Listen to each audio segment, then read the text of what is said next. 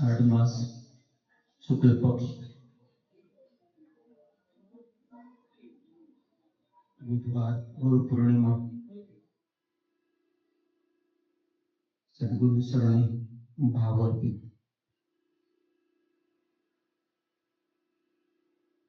आचार्य देवो भव व्यासदेव भव। आदिगुरु शंकराचार्य ने वंदन। कृष्ण वंदे जगद्गुरु प्रणाम वंदन। बधाई ऋषि मुनीश्वरो महेश्वरो बधाई ने दंडवत प्रणाम। આજના પાવન પર્વ પર અને ગુરુ પરંપરાને ગુરુજનો કાયમ માટે સનાતન પરંપરા જે જાળવી રહ્યા છે, નીતિબદ્ધતા પવિત્રતા સામે પક્ષ સેવકજન ભક્તજન એ પણ એક હિસ્સો છે નિભાવવામાં ગુરુ પરંપરા ઉજ્જવળતા સેવકજન ભક્તજનોથી હોય છે। ગુરુજનો સેવકગણ ભક્તગણ આ બધાના સહયોગથી વિશ્વવ્યાપી વિશ્વાત્મક ત્રિબ્રહ્મ પરમાત્મા एक मंगलमय दिव्यमय वातावरण कायम निर्मित नित्य नवो रंग इन कायम अपने माथे आशीष रहे कि महापुरुषों परमात्मा जगत गुरु शंकराचार्य कृष्ण राम रामदेव जी महाराज बधाई अवतारो बधाई ऋषि मुनियो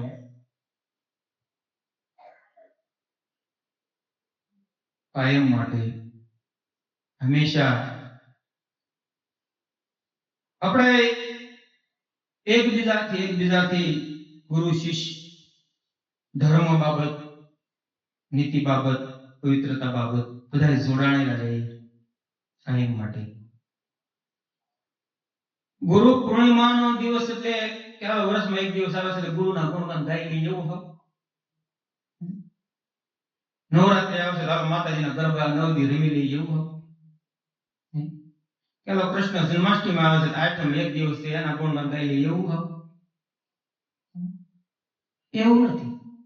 શ્રાવણ મહિનો આવે તો સદાશિવને આમ એટલા બધા આમ દેખાય એનો એમ કોળાના એટલા બધા बिलीपत्रम ने पुष्प चढ़ाई दी पीछे कोई आम कहीं कोई मंदिर आयो હોય ખ્યાલ નો એવો હાવ એવી સનાતન પરંપરા આપણી નથી। ગુરુ પરંપરા સનાતન પરંપરા ધર્મ પરંપરા કાયમિક માટે છે। જોડાવાનું કારણ જોડાઈ રહેવાનું કારણ એ હેતુ છે સતત સદગુરુનું સાનિધ્ય સતત ધર્મ પ્રેમીનું સાનિધ્ય સતત સજ્જન પુરુષનું સાનિધ્ય। કેમ કે એક એક દિવસ એવું નથી કાયમ માટે ગુરુ પૂર્ણિમા ભક્તજન માટે સેવકગણ માટે હોવું જોઈએ કાયમ માટે। કાયમ આપણે શિવ પૂજન કરીએ કાયમ આપણે ગુરુ પૂજન કરીએ કાયમ દેવી પૂજન કરીએ જે જે આપણા ઈષ્ટ દેવ હોય એનું કાયમિક માટે विशेष विशेष आ के गुरु पूर्णिमा विशेष है नवरात्रि विशेष है अपन ये 9 दिवस के एक दिवस के माटे એવું हर एक दिन अपना शरीरને ટકાવવા માટે કેમ 3 ટાઈમ 4 ટાઈમ સારવા માટે કેમ કે આયોજન છે ઠાઠ માઠથી બધું એમ ભગવાનને ભોગ લગાવી પછી આપણે આરોગ્ય એમ કાઈ તો આ વિશેષ સનાતની પરંપરા કે બધી પરંપરા વિશ્વાત્મક વિશ્વવ્યાપક જે પરંપરાઓ બધી સનાતનની બહાર હોય સનાતનની અંદર હોય બધી પરંપરાઓ સત્યના ઉપાસક છે. બધી પરંપરા બધી ખ્યાલ હોય ન હોય મતલબમાં અંતમાં સત્યનો ઉપાસક છે હરેક જીવ. ખંડન કરવાની કોઈ બાબત છે નહીં. જોડાણ છે. જોડાણથી આનંદ છે. જોઈએ સત્સંગમાં એટલે ખંડનમાં તમે પછી વિચાર કરશો તો બહુ વધારે પડતું થોડા હાલી ગયા એવું લાગે, ખંડન થઈ ગયું. એટલે જે આનંદ છે એ જોડાણમાં આનંદ છે હંમેશા. ખંડનમાં કે આનંદ નથી જોઈએ, પ્રેમ નથી, ઉત્સાહ નથી. ગમે પરિસ્થિતિમાં, ગમે આપણે સમાજમાં રહેતા હોય, મારો સમાજ તો એક જ છે, પણ સમજણનો અભાવ હોય એટલે આ ગુરુજનોનું કાર્ય શું છે, ભક્તજનોનું કાર્ય શું છે? સતત જોડાણ રાખવા.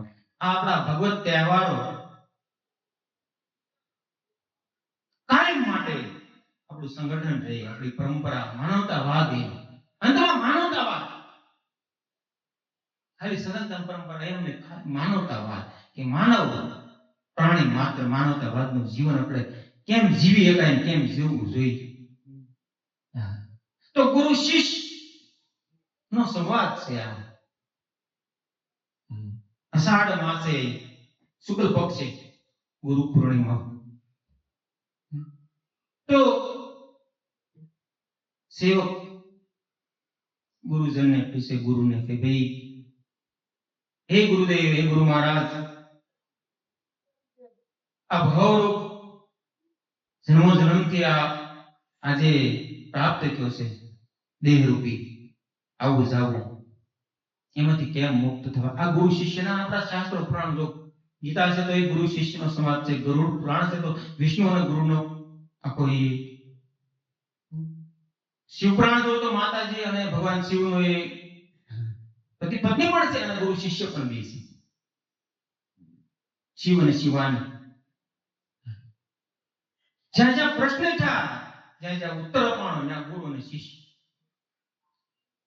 તો આ બંધનમાંથી મુક્ત કેમ થવું? આવી જ ગયા છે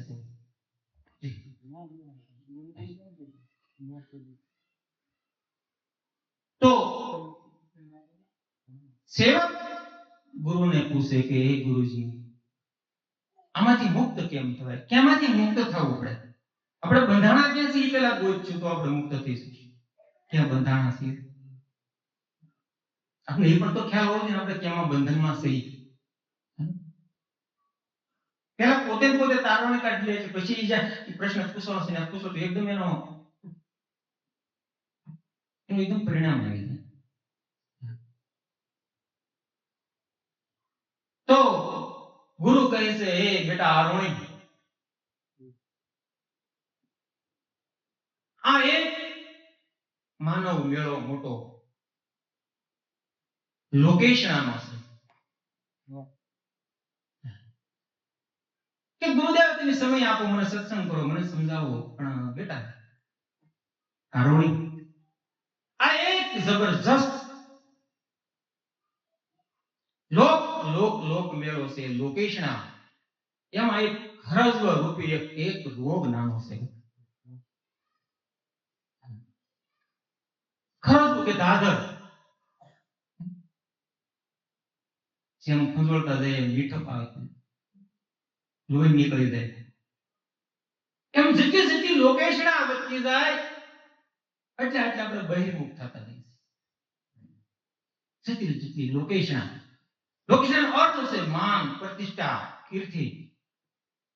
મને બાપુ કહેવા જોઈએ, મને ભાઈ કહેવા જોઈએ, મને શેઠજી કહેવા જોઈએ. આવો શેઠજી, આવો શેઠજી, આવો બાપુ, આવો મહારાજજી. એ બેટા એમાં કઈ ફસાવવાનું.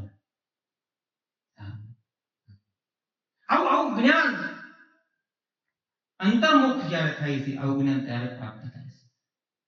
લોકેશના, પુત્રેશના અને વિદેશના ત્રણ શેરા, ત્રણ અટવાણેલો હોય. બાપુ કે જાજા લગભગ અટવાણેલા. તો આ લોકેશના રૂપે મોટો મેળો છે, એમાં કિલ્લો મોટો લાગી ગયેલો છે, એમાં 4 દ્વાર છે, ધર્મ, અર્થ, કામ ને મોક્ષ.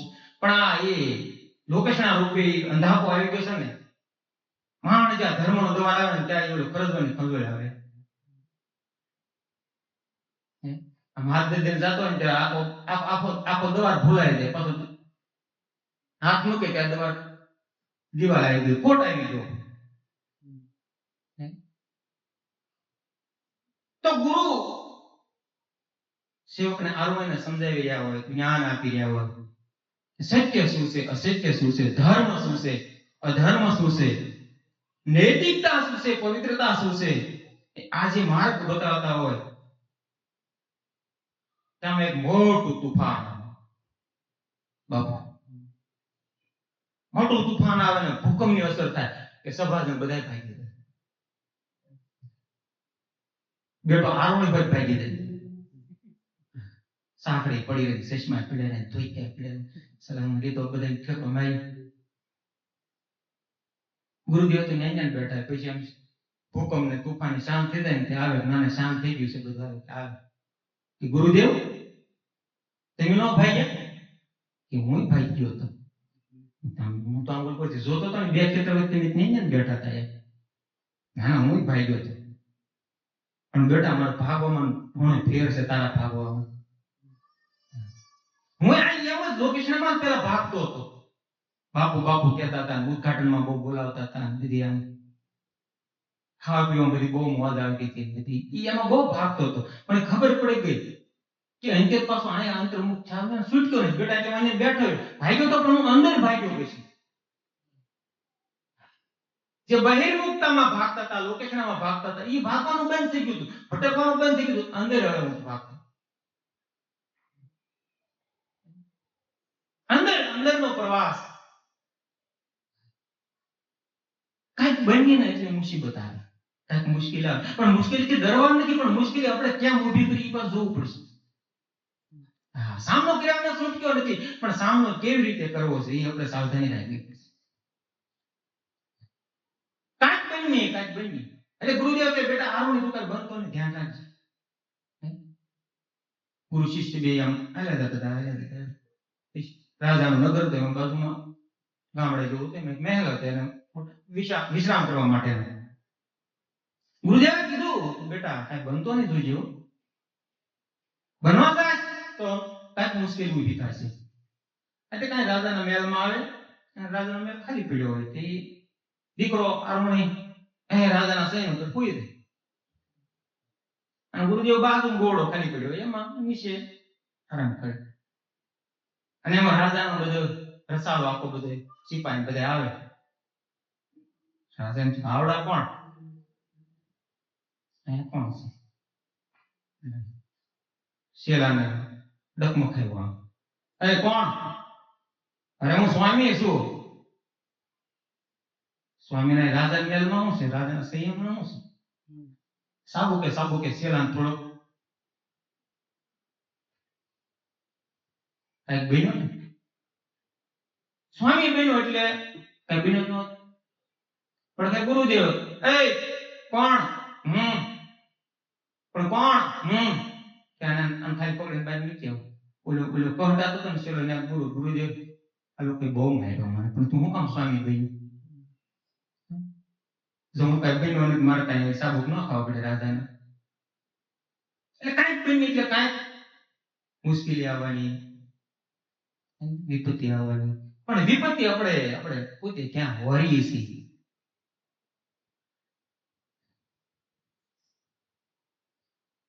સમજીને સાવધાની પૂર્વક જો મુશ્કેલી હોરી છે તો એનું નિવારણ પણ આપણે પોતે જ કરીએ છીએ. સમજીને સામનો કર્યો છે. એ પોતાને ખ્યાલ આવે કે આ મારું બીજ વાવેલું છે, હવે એના ફળ લાગ્યા છે, એટલે આરોપવા જ પડશે. એ ક્ષમતા છે,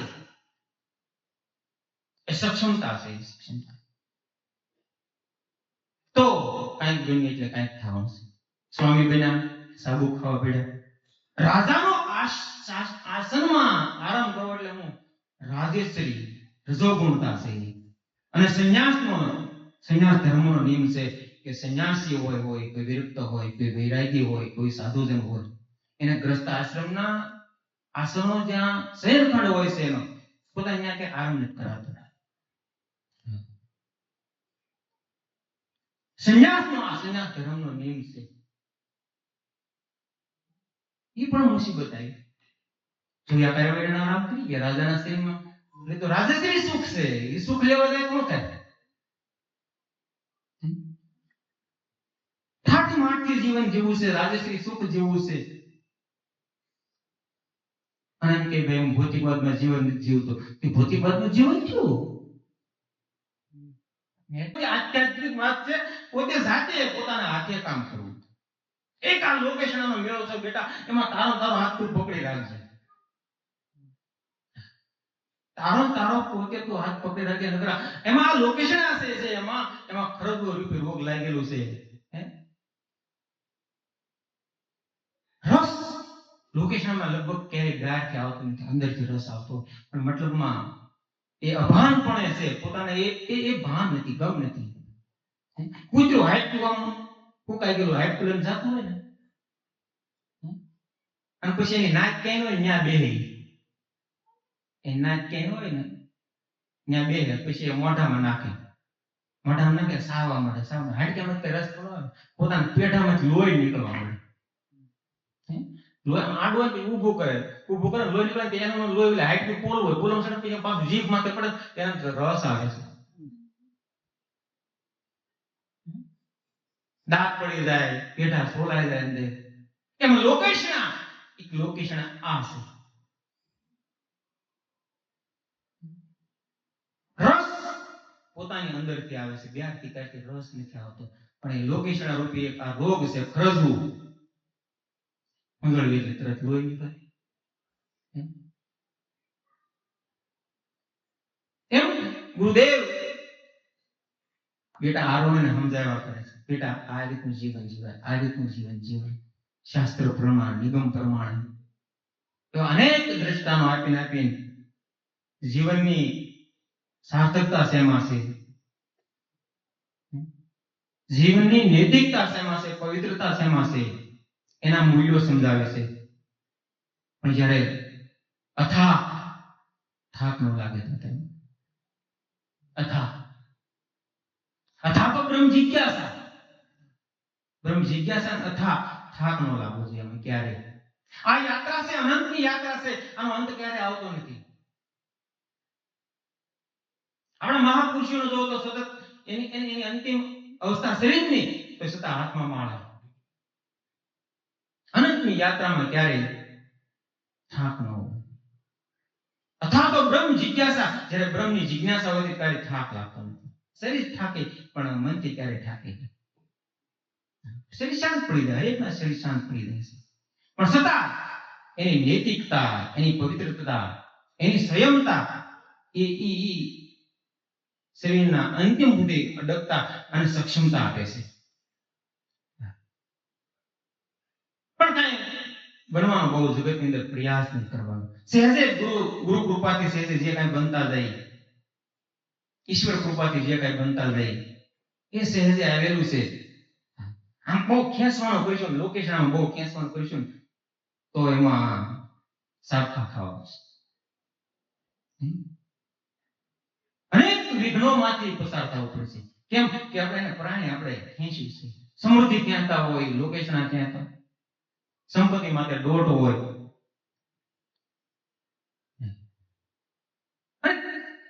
ધર્મ શું છે, અધર્મ શું છે, એનો વિવેક સદગુરુ પાસેથી મળે, શાસ્ત્રો પાસેથી મળે. ગામમાં હારતા ફરતા એક ગામ પાસે ગયા તો ગુરુ શેલાને બહુ હોય ગયા. અક્રિયા જેવું ગામ ભાવિક, જ્યાં જાય ત્યાં ખાવાનું ઠાઠ મારથી. એક ટાઈમ પરોઠા, ભાજી, લાડવા, બટાકા, અત્યારે કાંદા, સેવ ખમણી હવારમાં, બપોરે પાછા પરોઠા, બપોરે લાડવા, દાળ ભાત, સાંજે પાછું પંજાબી શાક, આ તે કાંઈ રોટલા નામ. ગુરુદેવ કે બેટા આપણે અહીંથી નીકળીએ.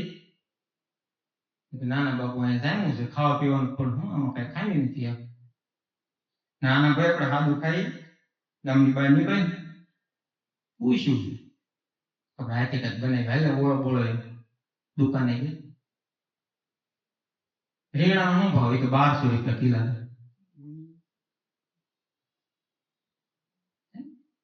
કિલાના 1200 રૂપિયા રીંગણાના મરસાના 1800 રૂપિયા કિલા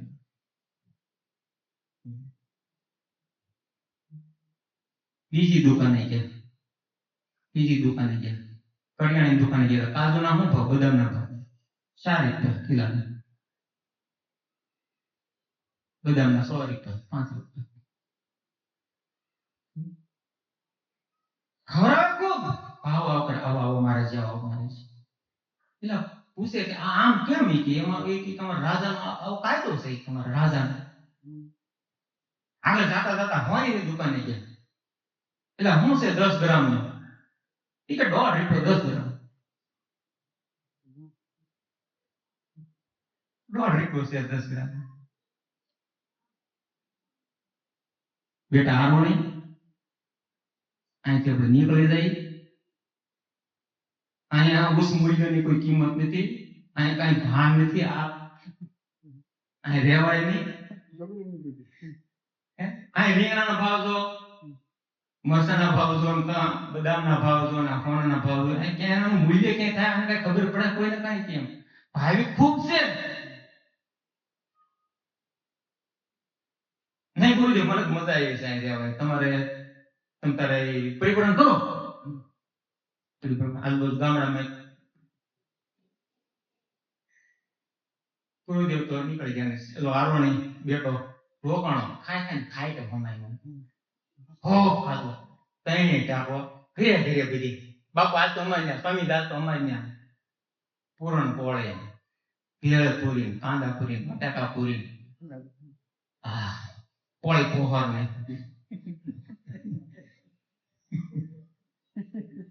હો ખાય એમાં રાજાનો મહેલ બનતો હતો એમાં દિવાલ પડી ગઈ એમાં 500 સિપાહી મરી ગયા ને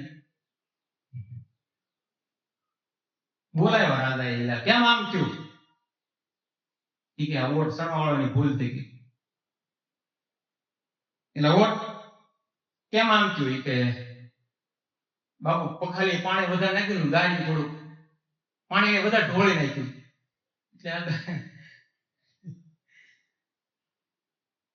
એટલે ગાડી થોડું ભેરું થઈ ગયું એટલે પછી આ બોલે પાણી વાળા પેલા પખાલી કેમ આમ થયું કે બાપુ એમ મારો કઈ વાત નતો હું જાય શંખ વગાડે મોબરો વેપતાઈ ગયું જસકી ગયો ને શંખ બધું હોય ગયું પાણી બધા ઢોળાઈ ગયું ગાડી ઢીરું થઈ ગયું પૂંજારી હાવ આજ્ઞાન ફાંસીને સજાયો રાજાને બોલાવે ગામજનોને બોલાવે બધા માસડા ઉપર પૂંજારીને લઈ ગયા ઓલો ફાંસી દેવા લાગે બાપુ આને આમ આ કપડ મુકડી જામાં ફાંસી તમા હું આને એમ આ નહીં આલે ફાંસી એમ તો એ તો જાડો ગોત્યા હોય કે આપણે ફાંસી દેવાનું કામ તે પૂંજારી ન્યા જ ઓલો રહેતો હતો બેટો આરોણી ખાય કે એટલો બધો જામ્યો હતો ને કે આ ડોક બધું ભેગું થઈ ગયું ડોક રહી જ નથી આ કાન ને ખંભો બધું ભેગું થઈ ગયું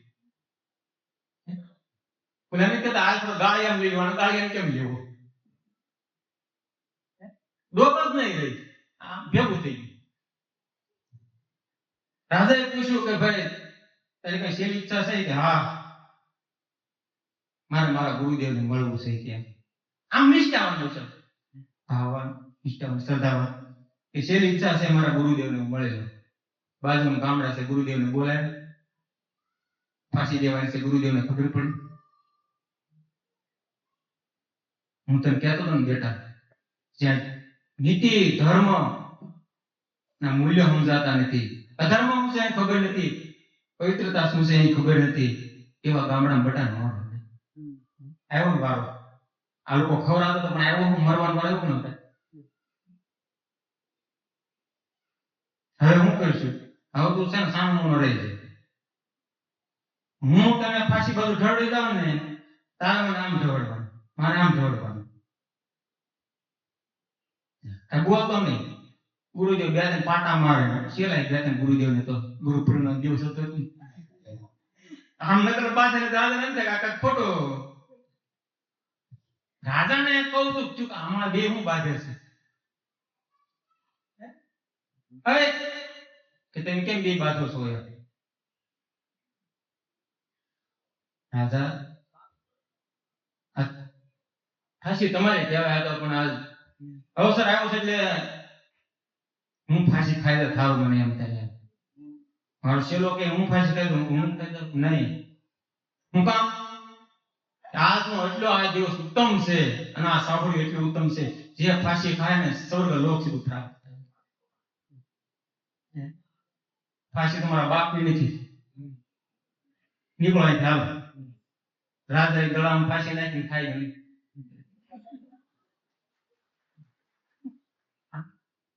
ગુરુદેવ જુક્તિ જાણે છે અને ત્યાં મુક્ત કરવો, પણ આપણે એની પાસે જઈએ, એની પાસે દ્રઢ વિશ્વાસ હોય, દ્રઢ ભરોસો હોય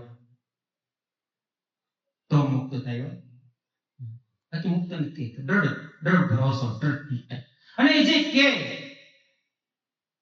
કાયમ માટે નૈતિકતાની વાત જે છે એ મોખરે હોય છે. પવિત્રતાનો જે હેતુ છે એ મોખરે હોય છે હંમેશા. તમે શુદ્ધિ તો ગમે કાર્ય કરો, શુદ્ધિ તો જોઈએ જ નહીં. કયા કાર્યમાં શુદ્ધતા નહીં હોય એનું ફળ જોઈએ. તમારું ફળ બહુ સારું આવશે. શુદ્ધતા હશે તો, પવિત્રતા હશે તો, સંયમતા હશે તો. ગુરુદેવ મુક્ત કરાવ્યો આરોને બેટાને હાલતા પછી આ બધું ભેગું થઈ ગયું ને ઉપવાસ કરાય હરખું કરાયું પાછું ગુરુદેવ. બેટા આરોને આમ ન હોય, આ સમાજ તો ભાવુક છે, ખવડાવે. આપણે બધા ભાવુકમાં ન આવી જવાય. સમાજ દુખાય છે, સાધના કરવી પડે, ભજન કરવું પડે. આ કોઈ પુના એવી છે ફૂટવાડે ન દેવાય બેટા. ખરા ફોન લઈને હરી ગાડીઓ લઈને આશ્રમ કરીને બેટા ફૂટવાડે ન દેવાય. એમ આ પુનાય છે મુક્ત થવા માટે છે બેટા. હા, આ જે છેલ્લો ખેલ છે, છેલ્લા દસકાનો, એમાં કેમ જાવું એ માટે આ પુનાય છે બધી. તો આમાં બધામાં ખર્ચી નાખી તો આપણી ભૌતિક વાતની છે, લોકેશનની જે પુનાય છે એમાં ખર્ચાઈ જાય પછી છે સુકે નહીં. નકર સાધના જેને કરી હોય, જેને ભજન કર્યું હોય ને એ સુકે નહીં. ત્યારે પ્રાણ છોડે એવા મહાપુરુષના ત્યાં ગિરધર બાપુ, સુખરામ બાપુ, દામજીરામ બાપુ, અનેક મહાપુરુષો પોતાની ઈચ્છાએ દેહ છોડે. એક આ છે નામ, એ કલ્પ વૃક્ષ છે. કલ્પ વૃક્ષ જે સંકલ્પ કરો એ હાજર થાય એવી વસ્તુ છે. પણ સુખરામ કહે નામને સાધો. તેની પાસે ભજન હોય, આગળ જાતા ઉપાસના કરી, સાધના કરી, ત્યાં પાછું એક ઝાડ કર્મ થઈ ગયું.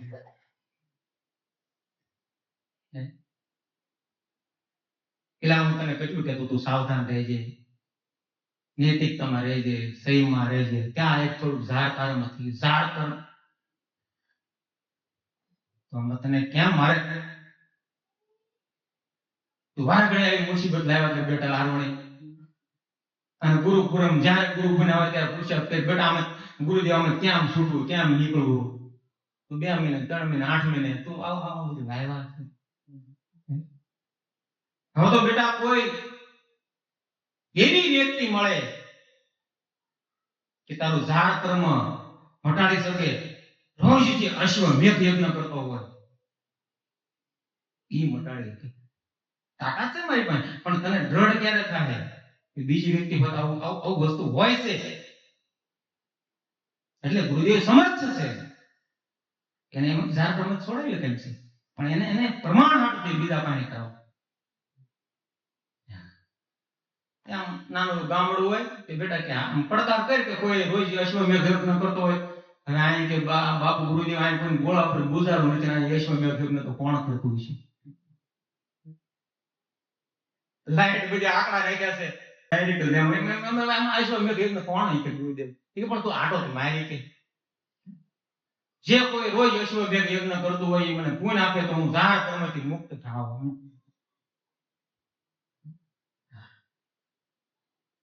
એક બેન આવે એટલે એ મારા કે સ્વામી હું કહો છો ઈ કે રોજ કોઈ જો અશ્વમેઘ યજ્ઞ કરતું હોય તો મારથી જે જાહેર કર્મ થયું છે એ મને કોઈ પૂન મૂકે તો હું મુક્ત થાવ.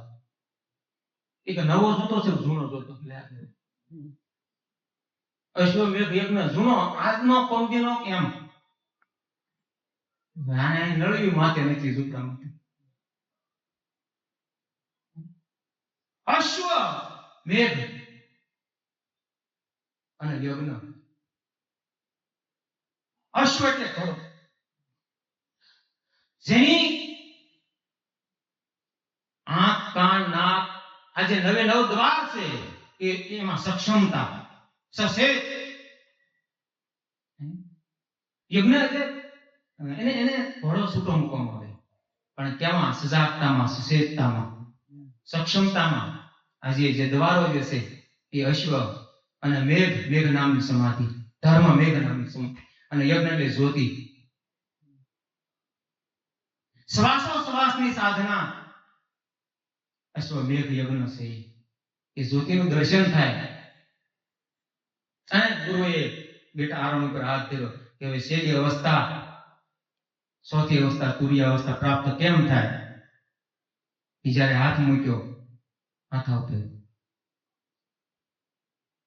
દેખાય બેટા આરોહણ કે હા ગુરુદેવ એક ઝીણી જ્યોત દેખાય છે. જ્યાં સૂક્ષ્મથી અતિ સૂક્ષ્મ એક જ્યોત દેખાય છે. બેટા આરોહણ તારું મારું આખું વિશ્વ એમાંથી આવે છે. એટલી જ્યોત જે છે મહાજ્યોત એમાંથી આખી વિશ્વની ઉત્પત્તિ છે. પણ આ જાપ કર્મમાંથી સમર્થ વ્યક્તિએ વાત પડી સેજ ને કે ઈ પુન મૂકે ન્યા અશ્વમેઘ યજ્ઞનું શિવાલય મંદિરે લઈ જાય.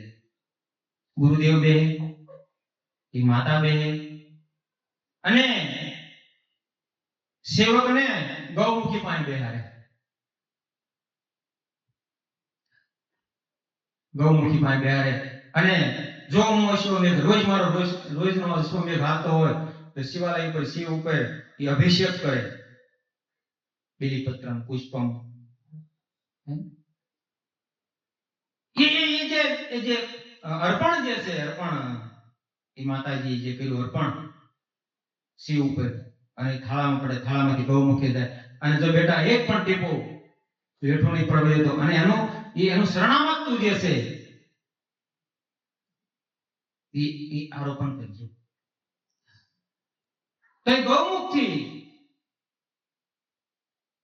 આખી જે શરણામતની ધારા છે આખી એને પાન કરી અને મુક્ત થયો આ જ્યોતિનું દર્શન થયું. આ છે ગુરુ મહિમા. ગુરુની યાત્રા અને શિષ્યની યાત્રા બે એક સાથે સાથે જ યાત્રા છે.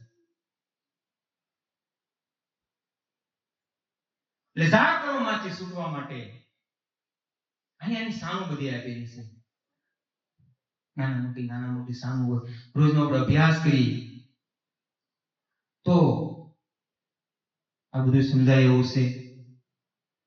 અષાઢ માસે શુક્લ પક્ષે ગુરુ પૂર્ણિમા નિમિત્તે સદગુરુ શરણે સમર્પિત સદગુરુ નમસ્તુભ્યં પદ શરણાસેવ્યં મમ હૃદયસ્થાપિત તત્વતો દર્શિત ગુરુવે નમો નમઃ ગુરુવે નમો નમઃ ગુરુવે નમો નમઃ.